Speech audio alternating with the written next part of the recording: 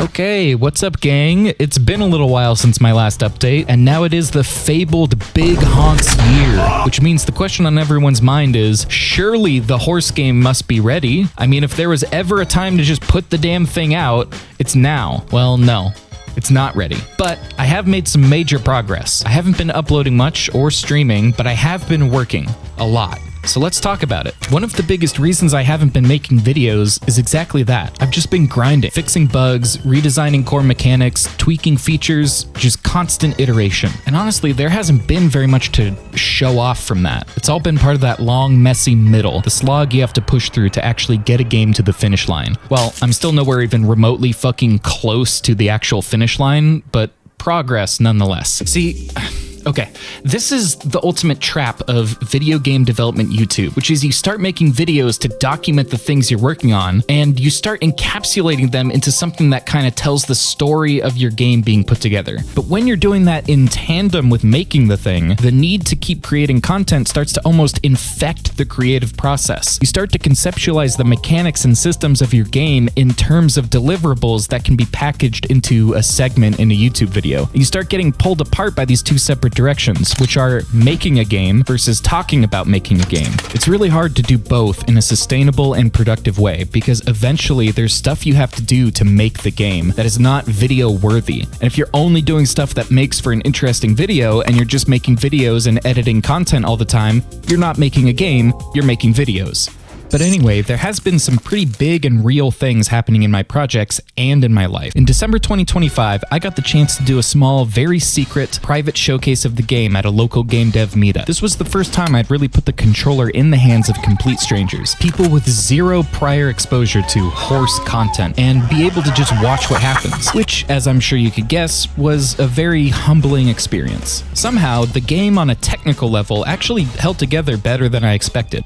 No major crashes, nothing completely breaking, which I was admittedly surprised by. I was fully prepared for it to just fall apart immediately. Instead, what happened was people just didn't really know what to do. Without me giving overt direction to the players, it seemed like everyone, regardless of ostensible gamer cred, would get lost and confused at some point. But this was still useful to me. Extremely useful. It made it very obvious where things were falling apart, what wasn't being communicated, what wasn't landing, where people were getting stuck consistently. So I went back and started reworking the early experience, mostly focusing on putting together a much tighter, faster tutorial. A meetup floor is kind of a chaotic environment, and people aren't going to sit there for a slow, drawn-out introduction. You have to get to the point pretty quickly, so it's best to have something geared towards giving them an instantly gratifying showcase. You know, machine gun fire the mechanics and content clearly and precisely, then give them a good sandbox to mess around in. Working on that has actually helped a lot. It forced me to gather up all the core mechanics and present them in a way that's at least somewhat readable to someone coming in fresh. There's still a lot that needs work, especially in terms of overall direction, but having real people run into the same issues over and over again made it a lot easier to see where things just weren't coming through, and what mistakes I was repeatedly making when it came to directing the player at the game design level.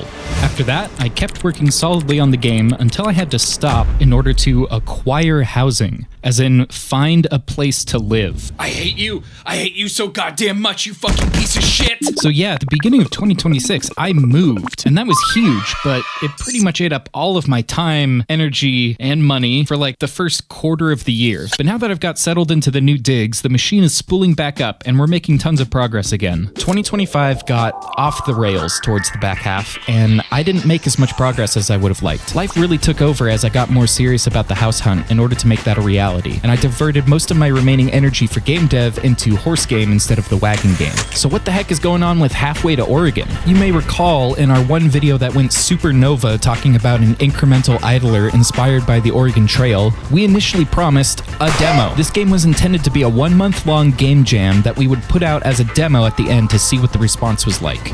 But two things happened. One, we didn't meet our MVP target in the deadline.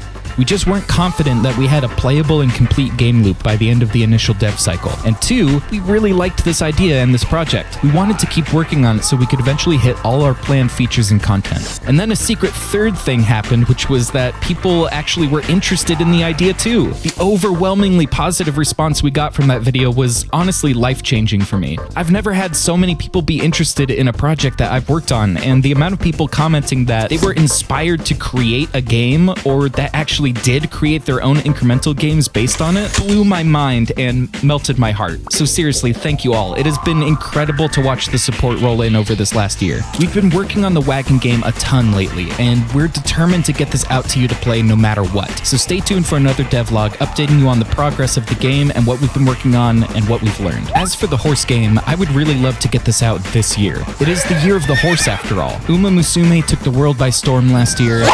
The Steel Ball Run anime released its first episode. The world craves horses and horse content. I have so much planned for this game, it's actually hard to imagine it ever being done. What makes this project so worthwhile to me is that it exists as an endless free-form experiment where I can create and test any and all ideas I have freely, and continuously hone my experience and skill set as a developer. So while I don't think it will be possible to finish the game this year, I think having a solid, playable demo out could be doable. If you're still interested in this game and want to see it realized, please reach out to me in the comments or on Twitter, Blue Sky, or TikTok and let me know what you want to see. And as always, your continued support on Patreon is invaluable, as it helps me continue to make the funny YouTube content and toil endlessly in the autistic spaghetti dimension. The next videos will cover new content and development in Halfway to Oregon and Horse Game 2. So thanks y'all. Stay tuned. Peace.